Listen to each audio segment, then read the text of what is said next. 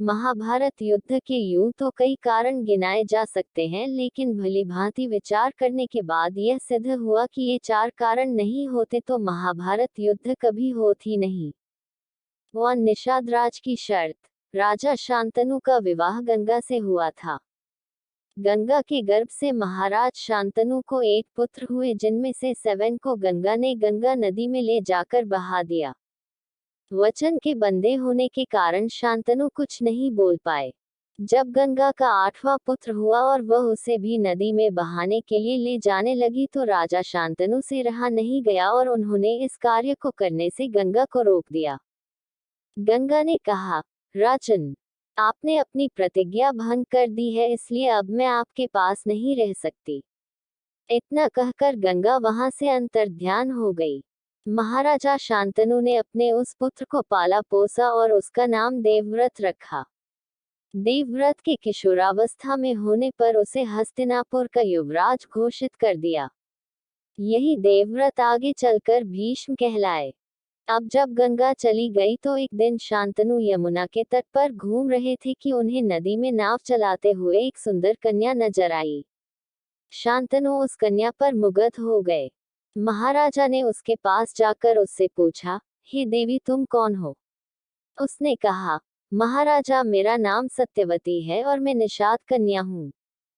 महाराज उसके रूप यौवन पर रीझ कर उसके पिता दाशराज के पास पहुंचे और सत्यवती के साथ अपने विवाह का प्रस्ताव किया। इस पर धीवर दाशराज ने कहा, राजन, मुझे अपनी कन्या का विवाह आपके साथ करने में कोई आपत्ति नहीं है, किंतु मैं चाहता हूँ कि मेरी कन्या के गर्भ से उत्पन्न पुत्र को ही आप अपने राज्य का उत्तराधिकारी बनाएं, तो ही यह विवाह संभव हो पाएगा। निषाद के इन वचनों को सुनकर महाराज शांतनु चुपचाप हस्तिनापुर लौट आए और मन ही मन इस दुख से घुटने लगे। महाराज की इस दशा को देखकर देवव्रत को चिंता हुई। जब उन्हें मंत्रियों द्वारा पिता की इस प्रकार की दशा होने का कारण पता चला तो वे निषाद के घर जा पहुंचे और उन्होंने निषाद से कहा, हे निषाद, आप सहर्ष अपनी पुत्री सत्यवती का विवाह मेरे पिता शांतनु के साथ कर दें।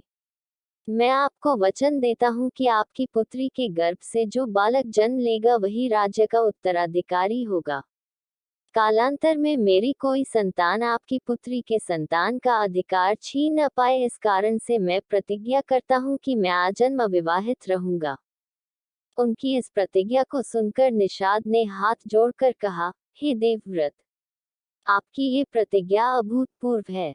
इतना कहकर निषाद ने तत्काल अपनी पुत्री सत्यवती को देवव्रत तथा उनके मंत्रियों के साथ हस्तिनापुर भेज दिया। तो पांडु को किंदम ऋषि का शाप। सत्यवती के गर्भ से महाराज शांतनु को चित्रांगद और विचित्रवीर्य नाम के 2 पुत्र हुए। चित्रांगद की युद्ध में मृत्यु हो गई, तब विचित्रवीर्य को सिंहासन मिला। उसकी 2 पत्नियां अंबालिका और अंबिका थी, लेकिन विचित्रवीर्य को दोनों से कोई संतानें नहीं हुई और वह भी चल बसा। ऐसे में सत्यवती ने विचित्रवीर्य की विधवा अंबालिका और अंबिका को नियोग प्रथा द्वारा संतान उत्पन्न करने का सोचती है। भीष्म की अनुमति लेकर सत्यवती अपने पुत्र वेदव्यास द्वारा अंबिका और अंबालिका के गर्भ से यथाक्रम धृतराष्ट्र और पांडु नाम के पुत्रों को उत्पन्न करवाती है। सत्यवती के पुत्र वेदव्यास माता की आज्ञा मानकर बोले, माता, आप उन दोनों रानियों से कह दीजिए कि वे मेरे सामने से निर्वस्त्र होकर गुजरे, जिससे कि उनको गर्भ धारण होगा। सबसे पहले बड़ी रानी अंबिका और फिर छोटी रानी अंबालिका गई, पर अंबिका ने उनके तेज से डरकर अपने नेत्र बंद कर लिए, जबकि अंबालिका वेदव्यास को देखकर भय से पीली पड़ गई।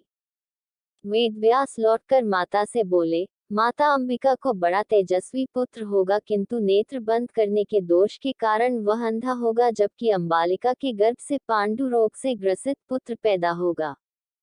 ये जानकर के माता सत्यवती ने बड़ी रानी अंबिका को पुनः वेदव्यास के पास जाने का आदेश दिया। इस बार बड़ी रानी ने स्वयं न जाकर अपनी दासी को वेदव्यास के पास भेज दिया। दासी बिना किसी संकोच के वेदव्यास के सामने से गुजरी। इस बार वेदव्यास ने माता सत्यवती के पास आकर कहा, माते, इस दासी के गर्भ से वेद वेदांत में पारंगत अत्यंत नीतिवान पुत्र उत्पन्न होगा। इतना कहकर वेद व्यास तपस्या करने चले गए। अब सिंहासन के लिए 3 पुत्र थे। पहले धृतराष्ट्र जो अंधे थे, दूसरे पांडु जो रोगग्रस्त थे और तीसरे दासी पुत्र विदुर जो सभी तरह से स्वस्थ और ज्ञानी थे। तीनों ही ऋषि वेदव्यास की संतान थी। जब धृतराष्ट्र को गांधारी से कोई पुत्र नहीं हुआ तो यही वेद व्यास फिर से काम आए। हालांकि सिंहासन का ले देकर उत्तराधिकारी पांडु को ही बनाया गया। एक दिन वर्षा ऋतु का समय था और पांडु और माद्री वन में विहार कर रहे थे। उस समय पांडु अपने काम वेग पर नियंत्रण न रख सके और माद्री के साथ सहवास करने को उतावले हो गए और तब ऋषि का श्राप महाराज पांडु की मृत्यु के रूप में फलित हुआ। माद्री पांडु की मृत्यु बर्दाश्त नहीं कर सकी और उनके साथ सती हो गई। ये देखकर पुत्रों के पालन पोषण का भार अब कुंती पर आ गया था। उसने अपने मायके जाने के बजाय हस्तिनापुर का रुख किया। हस्तिनापुर में रहने वाले ऋषि मुनि सभी पांडवों को राजा पांडु का पुत्र मानते थे, इसीलिए उन्होंने मिलकर पांडवों को राजमहल छोड़ दिया। कुंती के कहने पर सभी ने पांडवों को पांडु का पुत्र मान लिया और उनका स्वागत किया। राजमहल में कुंती का सामना गांधारी से हुआ। दोनों में अपने अपने पुत्रों को अधिकार दिलाने होड़ शुरू हुई। 3. द्यूत क्रीड़ा। चलो मान भी ले कि उपरोक्त बताए गया सब कुछ हो गया था, तब भी महाभारत के युद्ध को होने से रोका जा सकता था यदि द्यूत क्रीड़ा का आयोजन नहीं होता। राजभवन में कौरवों और पांडवों के बीच द्यूत क्रीड़ा यानी चौसक खेलने को अनुमति देना भीष्म की सबसे बड़ी भूल थी। वो चाहते तो ये क्रीड़ा रोक सकते थे, लेकिन चौसक के इस खेल ने सब कुछ चौपट कर दिया। यह महाभारत युद्ध का टर्निंग पॉइंट था। भीष्म के इजाजत देने के बाद युधिष्ठिर ने द्रौपदी को दांव पर लगाकर दूसरी सबसे बड़ी भूल की थी, जिसके कारण महाभारत का युद्ध होना और भी पुख्ता हो गया। युधिष्ठिर ने अपने भाइयों और पत्नी तक को जुए में दांव पर लगाकर अनजाने ही युद्ध और विनाश के बीज बोए थे। दुर्योधन और शकुनी राजा धृतराष्ट्र के पास गए और उनसे चौसक के खेल का आयोजन रखने का आग्रह किया। धृतराष्ट्र ने कहा कि वो विदुर की सलाह के पश्चात इसका निर्णय करेंगे, लेकिन दुर्योधन को बिना पूछे इस खेल का आयोजन करने के लिए अपने पिता को बाध्य किया। अंत में धृतराष्ट्र को उनकी बात माननी पड़ी और उसे चौसक के खेल के आयोजन की घोषणा करवाई। विदुर को जब इस बात का पता चला तो उन्होंने धृतराष्ट्र को बताया कि इस खेल से हमारे कुल का नाश हो जाएगा, लेकिन पुत्र प्रेम में धृतराष्ट्र कुछ नहीं बोले। भीष्म पितामह भी चुप रहे। धृतराष्ट्र ने विदुर को युधिष्ठिर को खेल का न्योता देने को भेजा। 4. दुर्योधन द्वारा श्री कृष्ण का प्रस्ताव अमान्य करना। अंत में युद्ध को टालने के सभी प्रयास विफल होने के बाद भगवान श्री कृष्ण हस्तिनापुर में पांडवों को 5 गांव देने का प्रस्ताव लेकर जाते हैं, जिसे दुर्योधन ये कहकर अस्वीकार कर देता है कि युद्ध किए बगैर मैं सुई की एक नोक भी नहीं दूंगा। पांडवों का शांतिदूत बनाकर श्री कृष्ण हस्तिनापुर भेजा। उन्होंने विदुर के यहाँ रुककर संजय को ये कहकर भेजा कि यदि वो उनको केवल 5 गांव ही दे दे तो वे संतोष करके संधि कर लेंगे।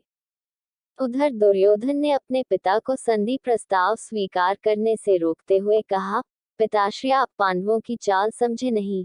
वो हमारी विशाल सेना से डर गए हैं, इसलिए केवल 5 गांव मांग रहे हैं। अब हम युद्ध से पीछे नहीं हटेंगे।